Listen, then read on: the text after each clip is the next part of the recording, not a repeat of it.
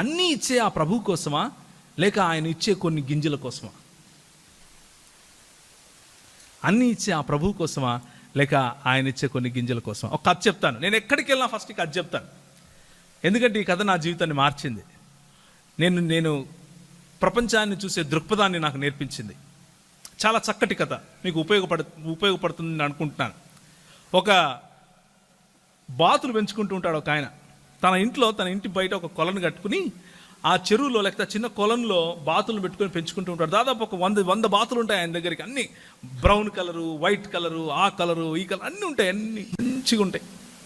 రోజు వాటికి గింజలు వేస్తున్నాడు, అవి తింటున్నాయి. దానా వేస్తున్నాడు, తింటున్నాయి. చక్కగా ఆయన ఇల్లు ఇలాగే ఒక అడవి ప్రాంతంలో ఒక ఇల్లు, బయట చావడి, జంతువులు అవి ఇవి మంచిగా ఉంటున్నాడు. ఒక స్నేహితుడు వచ్చాడు ఒకరోజు. వచ్చి ఏరా బాగున్నావా అంటే, బాగున్నారా, ఏం నువ్వు బాగున్నావా, సరే రా ఒకసారి చూద్దురా అని అందరికి చూపిస్తాడు. ఎవరు వచ్చినా కానీ వాళ్ళ ఇంట్లో మనందరం చూపిస్తాం కదా మన దగ్గర ఉన్న పెద్ద పెద్దయన్ని. అలాగే ఈయన కూడా చూపిస్తున్నాడు, బాతులు చూపిస్తున్నాడు. చూసావా బాతులు నాకు బలున్నాయి. దానికి ముందు రోజు ఈయన దగ్గర ఉన్న ఒక చిన్న అడవి దగ్గరికి వెళ్ళాడు. అడవి దగ్గరికి వెళ్తే ఒక చిన్న పిట్టపడు ఉంది అక్కడ. చిన్న పిట్టపడు ఉంటే దాన్ని చేతికి తీసుకున్నాడు. చేతికి తీసుకుని అయ్యయ్యో ఇది లేదే, ఏమైపోయింది దీనికి అని చూసి దాన్ని కాస్త అలా నిమిరి, సరే నేను దీన్ని నా బాతులతో సహా కలిపి పెంచుకుంటాను అని అనుకుని తీసుకొచ్చేసాడు. బాతులతోనే పెట్టాడు దాన్ని కూడా. అది కూడా బాతులతో పాటు తిరుగుతూ ఉంది. బాతులతో పాటు నీళ్ళలో ఈదుతూ ఉంది. అది గింజలు వేసినప్పుడల్లా బాతులతో పాటు తింటూ ఉంది. బాతులు ఎలా ఉంటే అచ్చం అలాగే నడుస్తూ ఉంది, అలాగే బతుకుతూ ఉంది అది కూడా. ఈ స్నేహితుడు చూసాడు, ఇదేంటి ఇది బాతు కాదే అన్నాడు. ఈయన అన్నాడు, ఎవడు చెప్పాడు నీకు అది బాతే అన్నాడు. అరే మాకు తెలీదా, అది బాతు కాదు, అది వేరే పక్షి. ఈయన ఇంటలేదు. నో అది బాతే, నేను దాన్ని బాతు చేసేసిన అన్నాడు. ఏం చేసినాడు? నేను దాన్ని బాతు చేసేసిన అన్నాడు. నువ్వు బాతు చేయటం ఏంట్రా, అది బాతు కాదు, అది వేరే, ఆ పక్షి వేరే, దాని నైజం వేరు, దాని ఉనికి వేరు, దాని కథ వేర్రా బాబు. లేదు నేను చెప్పేది నువ్వు, నాకు బాతులు ఇష్టం, అది కూడా బాతే అన్నాడు. నాకు బాతులు ఇష్టం కాబట్టి అది కూడా బాతే. లేదు అలా కుదరదు బాబు. సరే నీ చేతనైతే అది బాతు కాదని నిరూపించు అన్నాడు. ఈయన పుస్తకాలన్నీ తిరిగేశాడు. ఏదో ఒకటి చేసి దీన్ని తిరిగి అది బాతు కాదని నిరూపించాలని ప్రయత్నం చేయాలి. వచ్చి దాని చేతులకి తీసుకుని కొంచెం అలా నిమిరి పైకి ఇసిరేశాడు. అది వెళ్ళట్లా, కిందికి వచ్చింది. మళ్ళీ బాతులతో పాటు wack wack wack wack wack తింటా ఉంది, గింజలు తింటా ఉంది. మళ్ళా చేతికి తీసుకున్నాడు, మళ్ళీ పైకి ఎక్కిరేశాడు. అది ఏమీ తెలియనట్లు మళ్ళీ కిందికి వచ్చింది, మళ్ళీ బాతులతో పాటు తిరుగుతూ ఉంది. ఈయనకేం అర్థం కావట్లేదు, ఏదో ఒకటి చేయాలి దీన్ని అని చెప్పి ఒక అక్కడే చిన్న గుట్టలాగా ఉంటే గుట్ట మీదకి ఎక్కాడు. గుట్ట మీదకి ఎక్కి దాని రెక్కలు తీసి కొంచెం ఆడించి దీనికి ఏమో అయినట్లుంది అని కొంచెం నిమిరి మళ్ళీ ఇసిరేసాడు, వెళ్తుందేమో. ఇసిరేయంగానే కొంచెం ఎగరే ప్రయత్నం చేసింది, మనోడు కింద గింజలేసాడు. గింజలు చూడంగానే మళ్ళీ కిందికి వచ్చింది, మళ్ళీ గింజలు తింటా ఉంది.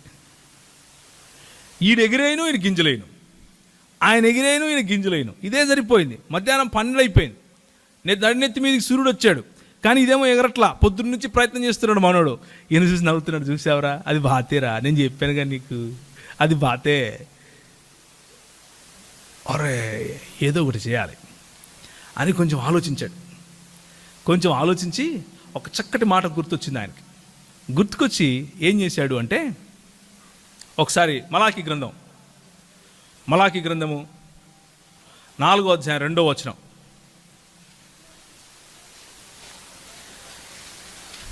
మలాకి గ్రంథం 4వ అధ్యాయం 2వ వచనం గట్టి చదువుతారా ఎవరైనా? అయితే నా నామమందు భయభక్తులు కలిగిన మీకు నీతి సూర్యుడు ఉదయించును, అతని రెక్కలు ఆరోగ్యము కలుగజేయును. కనుక మీరు బయలుదేరి క్రొవ్విన దూడలు గంతులు వేయునట్లు గంతులు వేయుదురు. ఇక్కడ గుర్తొచ్చింది ఈయనకు, ఏదో చేయాలి, ఏదో సూర్యుడు ఉదయిస్తాడంట, సూర్యుడు ఉదయిస్తే రెక్కల్లో ఆరోగ్యం వస్తుందంట అని చెప్పి కళ్ళు తెరిచి సూర్యుని వైపు చూపించాడు. కళ్ళు తెరిచి సూర్యుని వైపు చూపించాడు. చూపించిన తర్వాత ఆ పక్షి ఎగరటం మొదలుపెట్టింది. మెల్లిమెల్లిగా ఎగిరిపోతూ ఉంది. కింద గింజలేసాడు. అది రావాలి కదా, రావట్లా, పైకి చూస్తూ ఉంది. అది ఈయనకు భయం అవుతుంది. ఏంటి ఇది, గింజలు వేసినా కానీ రావట్లేదు. ఎర్రలేసాడు, రావట్లా, వెళ్ళిపోతూ ఉంది. బాతులాగా పెంచాను కదా దీన్ని, చూద్దామని చెప్పి కొన్ని చేపలు వేసాడు. పోతా ఉంది, వెళ్ళిపోతా ఉంది. ఆకాశం మేఘాలను చీల్చుకొని వెళ్ళిపోతా ఉంది. సూర్యుడిని వెళ్ళి నేను తాకాలి ఇప్పుడు అన్నట్లుగా వెళ్తా ఉంది. ఏంటై ఉంటుంది అది? ఏమై ఉంటుంది ఆ పక్షి? ఆ పక్షిని ఏమంటారు అంటే పక్షి రాజు అంటారు. ఏమంటారు? పక్షి రాజు అంటారు, డేగ అంటారు, గ్రద్ద అంటారు. పక్షి రాజు. దేవుడు తన్ను తాను పక్షి రాజుగా పోల్చుకున్నాడు. దేవుని పిల్లలమైన మనము పక్షి రాజులు వంటి వాళ్ళం, బాతులం కాదు. బాతులు గింజలకు ఆశపడతాయి. పక్షిరాజు పిల్లలు పక్షిరాజు కోసం ఆశపడతాయి. హల్లెలూయా, హల్లెలూయా. యెషయా గ్రంథం 40వ అధ్యాయం.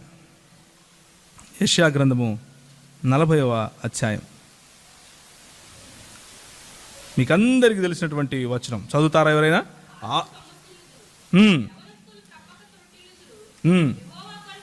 యెహోవా కొరకు ఎదురు చూచువారు నూతన బలము పొందుదురు. హల్లెలూయా. నూతన బలం పొందుతారు. హల్లెలూయా. ఎవరి కోసం ఎదురు చూసేవాళ్ళు? యెహోవా ఇచ్చే గింజల కోసమా, యెహోవా కోసమా? హల్లెలూయా. ఎవరి కోసం?